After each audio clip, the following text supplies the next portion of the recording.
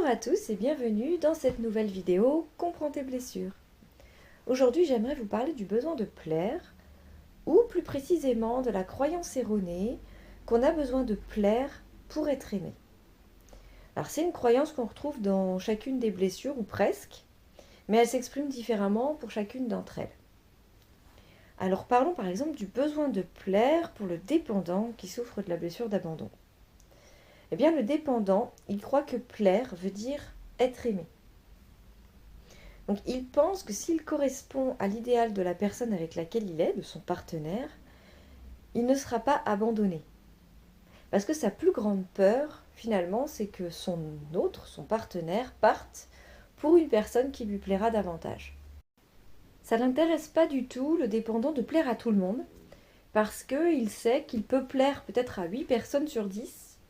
La seule chose qui compte, c'est de plaire à la personne de son choix, la personne de son cœur. Le seul regard qui compte pour lui, c'est celui de son partenaire. Il va tout faire pour correspondre à l'idéal de son partenaire. Le contrôlant, qui souffre de la blessure de trahison, lui, il va essayer de plaire à l'autre en répondant à ses attentes. Il va essayer de se conformer à ce que son partenaire aime. Si par exemple son partenaire aime un certain style vestimentaire, il va essayer de s'y conformer. Il va prendre l'habitude de s'habiller comme son partenaire le souhaite. Parce que pour un contrôlant, c'est normal de plaire et de répondre aux besoins de l'autre de la même manière que l'autre doit faire la même chose pour lui. On a des attentes, on répond aux attentes, c'est comme une sorte de contrat, toi tu aimes ça, je te donne ça. Donc c'est important de plaire parce que, bien, si on ne respecte pas le contrat de plaire à l'autre, l'autre ne va pas être satisfait et effectivement pourra peut-être arriver à la séparation. Donc on voit bien que là, dans l'abandon et la trahison, c'est le regard que l'autre porte sur nous qui est vraiment important. Dans la blessure de rejet et d'injustice, c'est un petit peu différent. Pour le fuyant qui souffre donc de la blessure de rejet, eh bien plaire, c'est avant tout être parfait. Le fuyant, il pense qu'il doit être parfait pour être aimé et apprécié. S'il déplaît à une personne, automatiquement, il va penser que c'est lui le problème, qu'il n'est pas à la hauteur, qu'il n'est pas assez bien et qu'il est nul.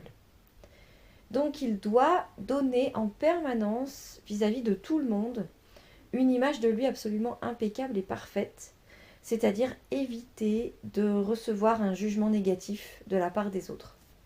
Le rigide, lui, qui souffre de la blessure d'injustice, c'est un petit peu différent, c'est dans son apparence qu'il doit être parfait. Donc il va faire tout ce qu'il faut pour être sexy, avoir un beau corps et correspondre à l'idéal de la société. Donc bien sûr, il va s'imposer de faire beaucoup de sport, des régimes, pour vraiment avoir un corps qui aura une apparence parfaite. Donc quelle que soit la blessure, on est tous finalement en train de subir la pression du regard des autres. Alors comment on se débarrasse de cette croyance erronée ?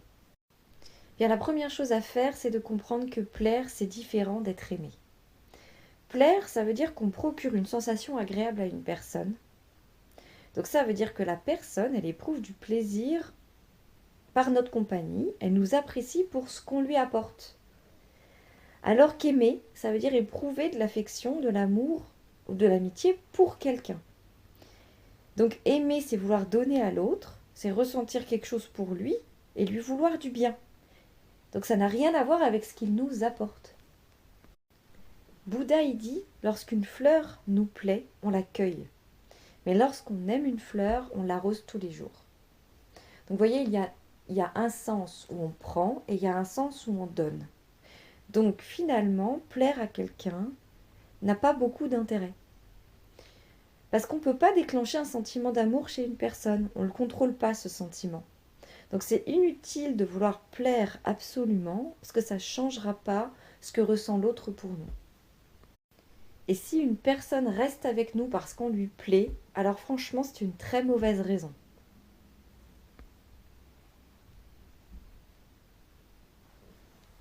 La deuxième chose, on ne peut pas plaire à tout le monde. Les goûts et les couleurs, ça ne se discute pas. Toutes les fleurs sont magnifiques, jolies, charmantes. Et pourtant, on a tous une préférence pour certaines fleurs.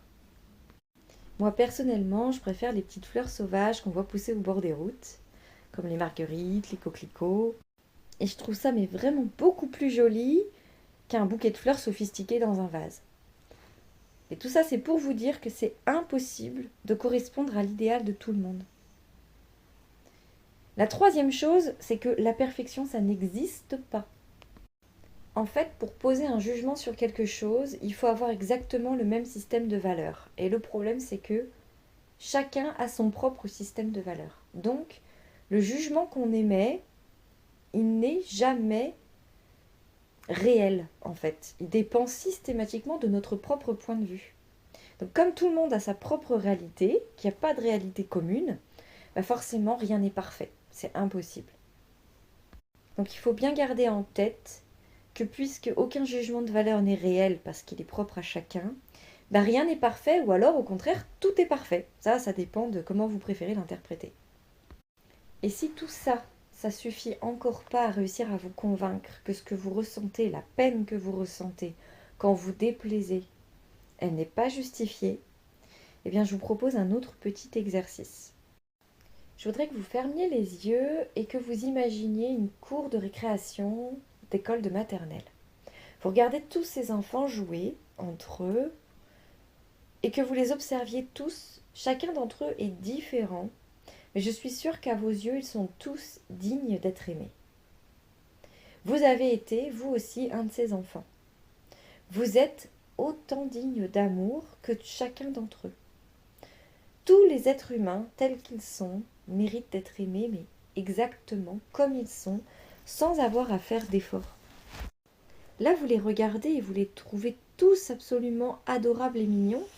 Pourquoi est-ce que lorsqu'ils grandissent, d'un seul coup, vous changez d'opinion? Eh bien, ça vient du fait que vous n'avez pas été suffisamment aimé dans votre petite enfance. On ne vous a pas suffisamment dit certaines choses que vous avez besoin d'entendre, que tous les enfants ont besoin d'entendre. Alors, j'aimerais que vous imaginiez que l'adulte que vous êtes aujourd'hui va voir votre petit enfant intérieur, votre petite fille ou votre petit garçon, et vous lui dites: tu es parfait exactement comme tu es. Je t'aime exactement comme tu es et je ne veux surtout pas que tu changes. Je te trouve magnifique tel que tu es aujourd'hui. Tu es parfait à mes yeux. Ces petits mots-là, vous pouvez aussi vous les écrire et vous les mettre partout sur des post-it dans votre maison. N'hésitez pas à en mettre plein sur votre salle de bain, dans votre chambre. Et répétez-vous ces phrases aussi souvent que nécessaire. Ce sont des mots que vous auriez dû entendre dans votre petite enfance et ce sont ces mots-là qui construisent votre estime de vous. Si vous ne les avez pas reçus, il n'est pas trop tard. Vous pouvez encore parler à votre enfant intérieur et le guérir, l'apaiser en lui disant tout ça. Ce qu'il faut retenir, c'est qu'il n'y a absolument pas besoin de plaire à qui que ce soit. Il n'y a rien à faire pour être aimé. Simplement être soi-même et attendre de rencontrer les personnes à qui vous allez plaire tels que vous êtes. Ça ne sert à rien de faire des pieds et des mains pour plaire à quelqu'un. Soit vous allez lui plaire, soit vous ne lui plaisez pas. Si vous ne lui plaisez pas, laissez-les partir. Laissez partir les gens à qui vous ne plaisez pas tels que vous êtes. Ce ne sont pas les bonnes personnes pour vous.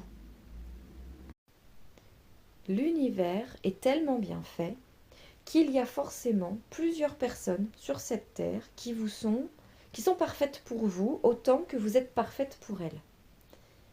Laissez-les venir et pour ça surtout faites de la place parce que si vous restez avec des gens qui ne vous aiment pas tel que vous êtes, vous allez vous encombrer avec ces gens-là, vous allez souffrir, vous allez continuer de ressentir des choses négatives à leur contact. Et pendant ce temps-là, vous ne laissez pas entrer ce qui est bon pour vous. Donc faites de la place, acceptez de laisser partir les personnes à qui vous déplaisez. Je lui plais pas, oui d'accord, effectivement, ça fait mal, mais c'est pas grave, tant pis, il y aura quelqu'un d'autre à qui je plairai. Et si vous faites ça, vous allez très vite voir que vous allez pouvoir être heureux, entouré de gens qui vous donnent exactement ce que vous méritez. Je sais que c'est difficile, mais si vous vous acharnez à vouloir absolument plaire à quelqu'un, alors qu'avec cette personne, ça ne se fait pas naturellement, vous n'arriverez à rien. Vous êtes dans la lutte et ça ne fonctionne pas. Laissez partir et observez. Vous plaisez à plein de gens exactement comme vous êtes. Alors pourquoi vous fatiguer? Alors voilà, j'espère que tous ces conseils vont vous être utiles et vont vous permettre vraiment de vous détacher de cette croyance erronée, comme quoi vous devez plaire pour être aimé, parce que c'est faux. Vous n'avez aucun contrôle sur ce qui plaît ou pas aux autres, et plaire, ça ne veut pas dire être aimé. Alors j'espère que ma vidéo vous a plu, n'hésitez pas à liker, à partager et à commenter. Abonnez-vous si ce n'est pas déjà fait. Activez la petite clochette pour pouvoir recevoir les notifications quand je poste une nouvelle vidéo. Et n'hésitez pas aussi à vous abonner sur mon compte Instagram ou Facebook pour recevoir tous mes petits conseils au quotidien. Et moi je vous dis à très bientôt dans une nouvelle vidéo. Comprends tes blessures.